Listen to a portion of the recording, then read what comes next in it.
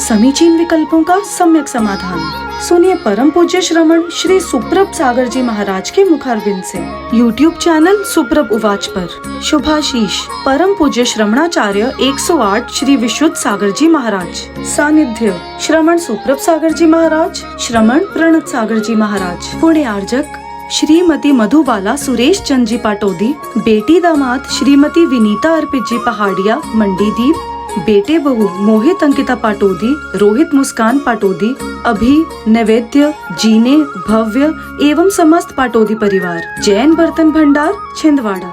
ओम नमः सिद्धेभ्य। नमो नमः सत्हितंकराय वीराय भव्याम्बुजभास्कराय अनंतलोकाय सुरार्चिताय देवादिदेवाय नमो जिनाय देवादिदेवाय नमो जिनाय। पंच परमिष्टि भगवान की परम पूज्य आचार्य भगवंत गुरुवर विशुद्ध सागर जी मुनि महाराज की, परम पूज्य निर्यापक श्रमण मुनि श्री प्रसाद सागर जी महाराज की, परम पूज्य मुनि श्री सुप्रभ सागर जी महाराज की, परम पूज्य मुनि श्री आचरण सागर जी महाराज की। अनंत विकल्प, अनंत संसार और उस अनंत संसार में अनंत दुखों को प्राप्त करता प्राणी, लेकिन हमारे मन में जो अनंत विकल्प उठते हैं, उन अनंत विकल्पों में से यदि हम एक विकल्प को भी समीचीनता के साथ उसका सम्यक रूप से समाधान किसी निर्ग्रंथ गुरु से प्राप्त कर लेते हैं, तो जो विकल्प हमारे लिए संसार के कारण थे वह अनंत सुख का साधन भी बन सकते हैं। पुरुषार्थ आपका, समाधान परम पूज्य मुनिश्री से, परम पूज्य आचार्य भगवंत गुरुवर विशुद्ध सागर जी महाराज के मंगल सभाशीष से प्राप्त आत्मकल्याण की अनूठी विधा समीचीन विकल्पों का सम्यक समाधान प्रारंभ करते हैं। और आज के पहले विकल्प के लिए बीना मध्य प्रदेश से जतिन जैन महाराज जी के चरणों में बारंबार नमोस्तु निवेदित करते हुए अपना समीचीन प्रश्न रख रहे हैं कि महाराज जी, आज के समय में भी मुनिराजों को व्यंतर देव दिख जाते हैं, तो मुनिराज उन देवों से तीर्थ क्षेत्र की रक्षा करने के लिए क्यों नहीं कहते? जैसे प्राचीन समय में प्रभावना अंग में वज्र कुमार मुनिराज ने विद्याधर से धर्म प्रभावना करवाई थी, तथा कई एक श्रावक भी ऐसे हैं जो मंत्र के द्वारा देवों को बुलाकर बात कर लेते हैं। तो वे श्रावक भी यदि तीर्थ क्षेत्रों की रक्षा के लिए देवों से कहें तो ऐसा क्यों नहीं करते? और श्रावकों को तीर्थ क्षेत्रों की रक्षा के लिए देवों से ना कहें तो श्रावकों को तीर्थ क्षेत्रों की रक्षा ना करने का दोष लगेगा क्या? हमारे समीचीन विकल्प का सम्यक समाधान करने की अनुकंपा करें। नमोस्तु महाराज जी, नमोस्तु। ओम नमः सिद्धम। परम पूज्य आचार्य भगवान गुरुवर विशुद्ध सागर जी महाराज जी की, परम पूज्य मुनि श्री सुप्रभ सागर जी महाराज जी की। तीर्थ क्षेत्रों की सुरक्षा के लिए सबसे पहले श्रावकों को अपनी जिम्मेदारियों को समझना बहुत आवश्यक है। देवों से भूत व्यंतरों से चर्चा करने से, उनसे तीर्थ क्षेत्रों की सुरक्षा करने के लिए निवेदन करने के अलावा अगर हर श्रावक, हर समाज का घटक ये सोचे कि हमें इस तीर्थ क्षेत्र की आयतनों की सुरक्षा करनी है, ये मेरी स्वयं की जिम्मेदारी है, तो किसी प्रकार से उन्हें देव भूतों को बुलाने की आवश्यकता ही नहीं पड़ेगी। कहीं ना कहीं व्यक्तिगत रूप से प्रत्येक श्रावक की जिम्मेदारियों का एहसान नहीं होना, यही मुख्य कारण है कि वर्तमान में तीर्थ क्षेत्रों की ये विडंबना देखने के लिए मिल रही है। और रही बात देवों की व्यंतर आदि जाति के, तो उनके लिए ये पूर्ण रूप से तभी संभव हो सकता है, मतलब देव आकर किसी की सुरक्षा, किसी व्यक्ति, किसी क्षेत्र, किसी स्थान की सुरक्षा तभी कर सकते हैं जब कभी वह उस स्थान, उस क्षेत्र में रहने वाले उन जीवों का तथाकथित पुण्य भी साथ देगा। आज वर्तमान में जो श्रावक क्रियाओं को करके पुण्य प्राप्त करने का पुरुषार्थ कर रहा है, जैसे उनके भाव नकली है, क्रियाएं नकली है, ऐसा उनको मिलने वाला पुण्य भी पूर्ण रूप से नकली है। जिस कारण से आज ये समाज में, देश में, क्षेत्रों में विडंबना दिख रही है। और देवों का नहीं आना, व्यंतरों का भी नहीं आना, एकमात्र यही कारण समझना चाहिए इसके पीछे कि जो सामने वाले का पुण्य है। क्योंकि वर्तमान में भी आप देखना, कोई श्रावक किसी श्रावक को, कोई इंसान किसी इंसान को मदद तभी करता है जब उसका पुण्य का उदय है। पुण्य का उदय नहीं है तो घर परिवार के लोग भी उसे सहयोग मदद करने वाले नहीं मिलते। बिल्कुल यहाँ यही घटित होता है। वर्तमान में जीवों का उतना पुण्य नहीं है, क्रियाओं को दोहराते हुए भी वह उस तरीके का उसने हद तक का पुण्य नहीं कर पा रहे हैं। और जब तक सामने वाले का पुण्य नहीं है तब तक कोई कुछ नहीं कर सकता। इसके लिए बहुत अच्छा दृष्टांत आदिनाथ भगवान का हमारे सामने है। जबकि सौधर्म अवधि ज्ञानी होने के बावजूद भी तीव्र कर्म के उदय के कारण वह विधि नहीं मिला पाया, पड़घान क्या होता है ये नहीं समझा पाया। बिल्कुल यही स्थिति यहाँ भी वर्तमान में हमें समझनी होगी। जब तक समाज का, उस तीर्थ क्षेत्र के आसपास रहने वाले श्रावकों का या उनसे जुड़े हुए व्यक्तियों का सातिशय पुण्य का उदय नहीं होगा, तब तक किसी प्रकार से कोई देव, कोई व्यंतर किसी के कहने पर किसी क्षेत्र, किसी स्थान की सुरक्षा नहीं कर सकता। इसलिए सबसे पहले अपनी जिम्मेदारियों को श्रावक समझे और जिम्मेदारियों को समझते हुए ही उसकी सुरक्षा का बीड़ा स्वयं उठाए। देवों को मनाओ नहीं मनाओ, उनको बुलाओ नहीं बुलाओ, किसी प्रकार से उसमें पाप नहीं लग रहा है, पर आप अपनी जिम्मेदारी समझे बिना अगर कोई कार्य कर रहे हैं, दूसरों पर आरोपित कर रहे हैं कि इनके कारण से क्षेत्र नष्ट हो रहा है आदि आदि, तो उसमें अवश्य ही दोष लगेगा। अपनी जिम्मेदारी समझे और जिम्मेदारी समझते हुए क्षेत्रों की सुरक्षा स्वयं करे, यही आपके लिए सम्यक समाधान। नितिन जैन, अमरवाड़ा, मध्य प्रदेश से महाराज श्री के चरणों में बारंबार नमोस्तु करते हुए अपना समीचीन प्रश्न रखते हैं कि महाराज जी, भगवान का पंच कल्याण क्यों किया जाता है? पंच कल्याण करने का क्या तात्पर्य है? हमारे समीचीन विकल्प का सम्यक समाधान करने की अनुकंपा करें। नमोस्तु महाराज जी, नमोस्तु। वर्तमान में भगवान का पंच कल्याणक नहीं, अपितु भगवान के प्रतिमाओं का पंच कल्याणक किया जाता है। जो साक्षात भगवान अरिहंत आदि बनते हैं, उनके तो सहजता और उनके तीर्थंकर प्रकृति के उदय के निमित्त से, उस उदय के पूर्व की पुण्य के निमित्त से ही उनके जीवन में पंचकल्याण घटित होते। पर चूँकि वर्तमान में साक्षात अरिहंत तीर्थंकर नहीं है, पर हमें पूजने के लिए सच्चे देव के रूप में तीर्थंकर की प्रतिमा प्राप्त है और वह प्रतिमा धातु, पाषाण, रत्न आदि आदि से बनी होती है।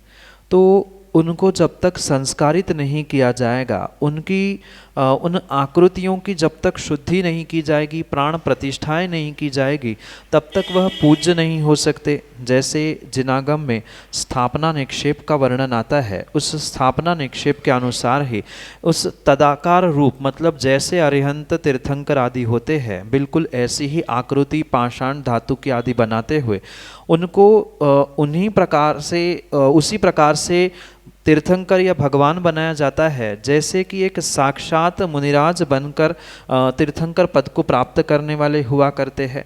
और जो भी तीर्थंकर होते हैं वे सामान्य रूप से 5 कल्याणकों को प्राप्त करने वाले भरत, ऐरावत आदि के निमित्त से देखे जाते। और उसी प्रकार से जो जीवन क्रम तीर्थंकर भगवान ने अपने जीवन में प्राप्त किया है, उन्हीं को उन पाषाण या धातु की प्रतिमाओं में संस्कारित करते हुए उपचार से उन आकृतियों को, उन स्थापना निक्षेपों को भगवान या तीर्थंकर अरिहंत का स्वरूप प्रदान किया जाता है। और इसी कारण से उन प्रतिमाओं के वर्तमान में पंच कल्याणक होते हुए देखने में आते हैं।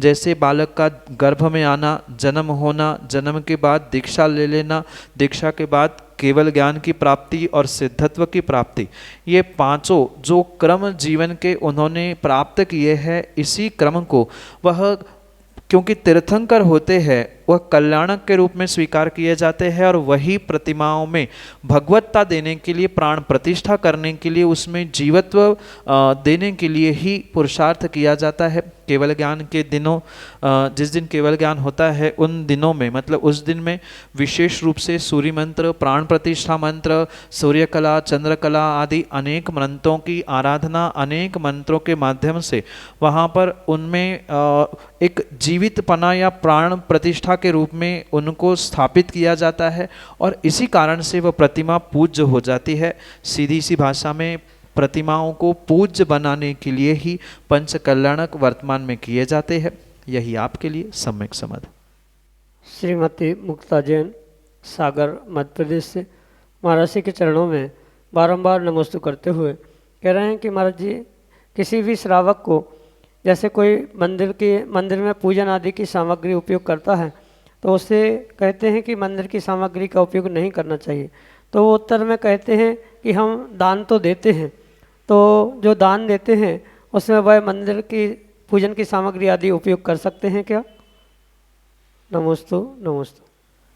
श्रावक का प्रतिदिन पूजन करना ये कर्तव्य है और पूजन ही नहीं अपितु जो 6 आवश्यक 6 कर्तव्य श्रावकों के लिए कहे, उनमें से पूजन के साथ साथ दान भी लिखा है। इसलिए दान को पूजन के साथ, पूजन को दान के साथ एडजस्ट कर लेना ये किसी प्रकार से उचित नहीं है। जितना आवश्यक दान है उतना ही आवश्यक पूजा भी है। इसलिए ये दोनों व्यवस्था पहले भिन्न भिन्न है, ये समझना होगा। दूसरी बात, वर्तमान में जो अधिकांश मंदिरों में ये व्यवस्था बन चुकी है कि महीने की एक नियत राशि मंदिर में जमा कर ली या वर्ष भर की एक साथ दे दी और उसी का आश्रय लेते हुए मंदिर की ही द्रव्य उठा लेना, बनी बनाई थाली उठा के पूजन कर लेना, ये किसी भी प्रकार से श्रावक को पुण्य देने वाली क्रियाएं नहीं है। क्योंकि आचार्यों ने स्पष्ट लिखा है, चाहे दान हो चाहे पूजन हो, स्वयं के द्रव्य से ही, स्वयं के विवेक पूर्वक ही उसे देना, समर्पित करना, चढ़ाना आदि आदि वह पुण्य देने वाली क्रिया श्रावकों की अपेक्षा से कही है। इसलिए किसी दूसरे ने थाली बनाई, किसी मंदिर के माली या किसी मंदिर के पुजारी ने उस द्रव्य को बनाया है, वो कितने विवेक से, कितने अहिंसक रीति से उसका शोधन करता है, कैसी उसकी शुद्धि करता है, कैसे प्रासुक करता है, ये उसका विवेक मात्र धन तक, मतलब मजदूरी तक ही सीमित रहता है। उसकी श्रद्धा भगवान या द्रव्य पे नहीं, धन पे होती है। कहीं ना कहीं अविवेक पूर्वक भी वो पाप करेगा और ऐसा द्रव्य आप प्रयोग करोगे तो वहाँ कृतकारित अनुमोदना से आपको भी दोष लगने की संभावना है। दूसरी बात, स्वयं का द्रव्य वहाँ प्रयोग में आ ही नहीं रहा है। भले ही आपने पैसे एक व्यवस्था के लिए दे दिए हैं, पर व्यवस्था के लिए दिए हुए पैसे मंदिर की अन्य व्यवस्थाओं में ही लगने चाहिए और स्वयं का द्रव्य स्वयं विवेक पूर्वक शोधन करके ही प्रासुक करते हुए ही स्वयं को चढ़ाना चाहिए, तो ही विशेष रूप से आपको फलदायी व आपका पूजन रूपी आवश्यक हो सकता है। इसलिए इन अनेक पहलुओं को समझते हुए निर्णय करें कि दान पूजा ये दोनों व्यवस्थाएं पहली बिल्कुल भिन्न है। जो पूजन भी की जा रही है स्वयं के द्रव्य, स्वयं के विवेक पूर्वक ही उसका शोधन करके किए जाने पर ही वह पुण्यदायक हो सकती है।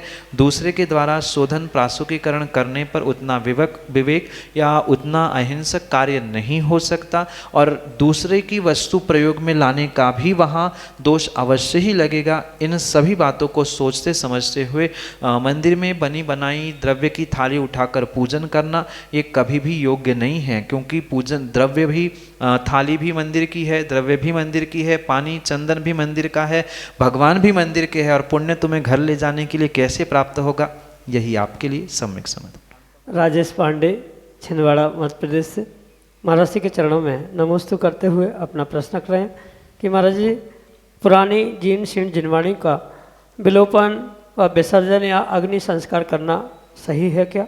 हमारे समीचीन विकल्प का सम्यक समाधान करने की कृपा करें। नमोस्तु महाराज जी, नमोस्तु। पुरानी जीर्ण शीर्ण जिनवाणियों का विसर्जन करना ये तो आवश्यक है, पर विसर्जन कहाँ, कब, कैसे करें, ये विवेक श्रावकों को समझने की आवश्यकता। क्योंकि लंबे समय तक जिनवाणी रखे रखे जीर्ण शीर्ण और ख़राब हो जाती है, फटती है, पढ़ने या उठाने की भी शक्ति उसमें नहीं बचती। तो ऐसी स्थिति में अगर किसी विपरीत तरीके से उसका विसर्जन किया है, मतलब बहुत सारे लोग कहते पानी में बहा दो, तो पानी में बहाना हो चाहे अग्नि संस्कारों से उसे नष्ट करना हो, वहाँ पूर्ण रूप से आपको जिनवाणी के अभिनय का दोष लगने की संभावना है। इसलिए वर्तमान में बहुत सारे ऐसे स्थान हैं, जैसे बीना में एक शोध संस्थान चलता है, वहाँ पर इन जिनवाणी की रिसाइकल होती है, ठीक है, उसका किसी प्रकार से दुरुपयोग नहीं हो रहा है, भले ही नष्ट की जा रही है, उसका विसर्जन हो रहा है, पर चूंकि उसी का पुनः जिनवाणी के रूप में ही प्रयोग किया जा रहा है, जिनवाणी के कागज़ों के ही लिए उसका प्रयोग किया जा रहा है, इसलिए जो बहुत बड़ा दोष लगने की संभावना है वह अल्प दोष के रूप में वहाँ स्वीकार की जा सकती है। इसलिए उस स्थान का आप पता करें। बीना में शोध संस्थान चलता है, वहाँ पर इन सभी जीर्ण शीर्ण पुरानी जिनवाणियों की रिसाइकल होती है, वहाँ भेजकर उनकी व्यवस्था व्यवस्थित रूप से करें और स्वयं की भी कर्म व्यवस्था को समझते हुए पुरुषार्थ करें। यही आपके लिए सम्यक समझ। श्रीमती रेणु जैन, छिंदवाड़ा, मध्य प्रदेश से अगले सभी चिन्हों को। महाराज जी के चरणों में नमोस्तु। महाराज जी, मेरा प्रश्न था कि माला फेरने का नियम है और वह नियम टूट जाता है, उसका क्या है? क्या माला फेरने में कितना समय लगना चाहिए, ऐसा ज़रूरी है क्या? माला फेरने का नियम किन्हीं कारणों से अगर पूर्ण नहीं हो रहा, मतलब प्रतिदिन आपकी मालाएं पूर्ण नहीं हो रही या माला हो ही नहीं रही है, तो इन दोषों से बचने के लिए और बहुत सारी माला फेरते हुए आपको उसका प्रायश्चित करना होगा। क्योंकि जो नियम लिया है उस नियम को अपने जी जान से भी बढ़कर पालन करने की आवश्यकता है। और किन्हीं कारणों से कोई भी नियम टूट रहा है तो उसे साक्षात गुरु से मिलते हुए प्रायश्चित ग्रहण करने की आवश्यकता है। सामूहिक रूप से कभी प्रायश्चित ग्रहण नहीं किया जाता। व्यक्तिगत रूप से किन कारणों से नियम टूटा है, क्यों पूरी नहीं हो पा रही है, आगे उसके विषय में क्या विचार, इन सभी बातों को समझते हुए ही उसके लिए प्रायश्चित ग्रहण करके उन दोषों का प्रक्षालन करना होगा। रही बात माला फेरने के समय के लिए, समय का कोई ऐसा विषय नहीं है या समय की कोई ऐसी पाबंदी नहीं है कि इतने मिनट में ही माला पूरी हो जानी चाहिए, घंटे में 50 ही माला पूरी होनी चाहिए, ऐसा बिल्कुल भी नहीं है। आप आधा घंटा भी नमोकार की माला फेर सकते हैं। कुछ एक लोग तो हमने देखे कि 2 मिनट में हमारा कायोत्सर्ग नहीं होता तब तक उनकी पूरी माला भी फिर जाती है नमोकार की। तो ये तो अपना अपना व्यक्तिगत विवेक का, श्रद्धा का और क्रियाओं का पुरुषार्थ है। इसमें कोई बंधन नहीं है कि इतने ही समय में माला शुरू करे, पूर्ण करे, ऐसा किंचित भी नहीं है। पर जैसा आपका नियम है, माना कि आपने नियम लिया कि दिन भर में 5 माला फेरनी है या 1 घंटे में 5 माला फेरी, तो नियम अगर लिया है तो आपको उस समय में ही उसे पूर्ण करना होगा। 6 महीने में 1.25 लाख पूर्ण करने हैं, 5 साल में 1.25 लाख पूरे करने हैं। अगर ऐसा नियम लिया है तो वो आपको समय में ही करनी होगी। पर एक माला फेरने के लिए इतने मिनट, इतने घंटे, इतने दिन, ऐसा आगम में कुछ नहीं लिखा। आप अपने विवेक से जो नियम ले रहे हैं उसका यथाशक्ति पालन करें और लगे हुए दोषों के प्रक्षालन के लिए प्रत्यक्ष गुरु से मिलकर आलोचना पूर्वक उसके प्रायश्चित करके उन मालाओं को पुनः पूर्ण करने का, नियम पूर्ण करने का प्रयास करें। यही आपके लिए सम्यक। श्रीमती रेखा लोहाड़िया, छिंदवाड़ा, मध्य प्रदेश से अगले समीचीन में कर। चारों मुनिराजों के चरणों में मेरा बारंबार बारंबार बारंबार नमस्तु इच्छामि महाराज, इच्छामि। महाराज श्री, हम चौके में अपना द्रव्य लेके जाते हैं और वह नहीं चलता है, बोल दिया जाता है कि यहीं का दे दो, तो उस समय हमें क्या करना चाहिए? देना चाहिए कि बिना दिए ही आ जाना चाहिए? नमस्तु। माँ, श्रावक को स्वयं के द्रव्य का दान देना चाहिए। ये जितना सत्य है उतना ही उसको द्रव्य देते समय, दान देते समय विवेक रखना भी आवश्यक। आप तो अपने स्वेच्छा से, अपने विवेक से द्रव्य ले गए, सामग्री ले गए, पर मुनिराज की अनुकूलता नहीं है, उनका कुछ नियम है, त्याग है, और आप ये जिद करो कि नहीं मेरा द्रव्य है, हमें तो यही देना, हम चौके का देंगे नहीं, या चौके वाले ने कहा नहीं यही का देना है, और हम गुस्सा होकर निकल गए, तो ये भी बात नहीं बनती।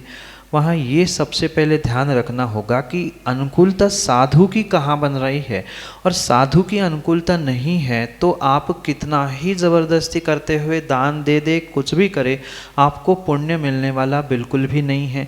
उससे अच्छा है कि हम समझे, अगर प्रतिदिन नगर में मुनिराज है तो हमें लगभग समझ में आता है कि रोज़ मुनिराज क्या लेते हैं, क्या ले सकते हैं, तो उनकी अनुकूलता से हम द्रव्य सामग्री वहाँ ले जा सकते हैं। और माना कि आप ले जा रहे हैं और उसी दिन आपने विवेक पूर्वक ले गया और उसी दिन उनका वो त्याग था, तो आप यही सोचोगे कि हमें तो दान देने मिला ही नहीं है। ठीक है, दान का नहीं मिला, कम से कम दान की अनुमोदना का पुण्य हम वहाँ पर बिना संक्लेश परिणामों से प्राप्त कर सकते हैं। वैयावृत्ति का भी पुण्य वहाँ पर आप प्राप्त कर सकते हैं। जो चौके में है उसको विवेक पूर्वक शोधन करके देने का प्रयास करें। अक्सर यही होता है कि हर श्रावक श्राविका को जल्दी से देकर भागने की पड़ी रहती है। धैर्य से जब हम दान देने के लिए पहुँचे ही है तो थोड़ा 15 मिनट और लग जाएगा। बहुत अच्छी बात है, अपना द्रव्य नहीं चल रहा है तो चौके की द्रव्य का हम शोधन करके देने वाले तक पहुँचा दे, पहले सबको नंबर लगने दे और फिर हम दे दे। कभी भी संक्लेश परिणामों के साथ आपने स्वयं का द्रव्य दिया हो, किसी का भी दिया हो, वह आपको पुण्यदायक नहीं हो सकता। अगर श्रद्धा, विवेक, तुष्टि आदि गुणों से युक्त होते हुए आपने एक ग्रास, एक कौर भी मुनिराज के हाथों में रखा है तो वो भी आपके लिए अचिंत्य पुण्य का निमित्त हो सकता है। पर शुद्धि और विशुद्धि इन दोनों का ध्यान रखते हुए ही पुरुषार्थ करना होगा। कभी ये सोचकर वापस नहीं आना चाहिए हमें तो, हमारा तो कुछ लेते ही नहीं है महाराज, हम रोज़ ले आते हैं। किसी प्रकार से संक्लेश भाव हुए तो वह दान पुण्यदायक नहीं हो सकता। चौके का भी हम दे दे, बहुत अच्छी बात है, पर वहाँ लड़ाई झगड़ा ना करते हुए हम अपना पुरुषार्थ करें, दिखाते जाए।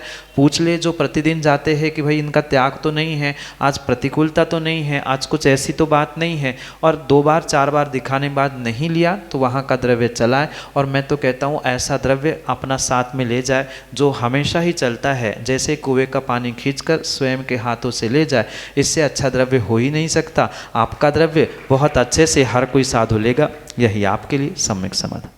समीचीन विकल्पों का सम्यक समाधान सुनिए परम पूज्य श्रमण श्री सुप्रभ सागर जी महाराज के मुखारविंद से। YouTube चैनल सुप्रभ उवाच पर शुभाशीष परम पूज्य श्रमणाचार्य 108 श्री विशुद्ध सागर जी महाराज। सानिध्य श्रमण सुप्रभ सागर जी महाराज, श्रमण प्रणत सागर जी महाराज। पुण्य आर्जक श्रीमती मधुबाला सुरेश चंद जी पाटोदी, बेटी दामाद श्रीमती विनीता अर्पित जी पहाड़िया मंडीदीप, बेटे बहू मोहित अंकिता पाटोदी, रोहित मुस्कान पाटोदी, अभी नैवेद्य, जीने, भव्य एवं समस्त पाटोदी परिवार, जैन बर्तन भंडार छिंदवाड़ा।